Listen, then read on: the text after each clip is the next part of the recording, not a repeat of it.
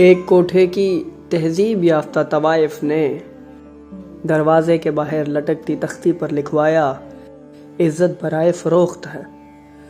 مہذب حضرات آنے سے پہلے اچھا غسل فرما لیں اور جیبوں میں اشرفیوں کو اون کی تھیلی میں ڈال کر لائیں۔ لہجوں کو نرم اور جذبات کو گرم رکھیں اور خیال کر کے چپلوں میں لگا کیچڑ صاف کر کے آئیں۔ ہمارا فرش ہمیں رزق دیتا ہے، اس کی بے حرمتی قابل قبول نہیں۔ شراب کوٹھے میں وافر مقدار میں موجود ہے، باہر سے خرید کر وقت کا ضیاع نہ کریں اور دلال کو حرام کی ایک پائی ادا نہ کریں، اسے معقول معاوضہ ملتا ہے۔ البتہ باہر رکھے گئے چندے کے ڈبے میں دل کھول کر پیسے ڈالیں۔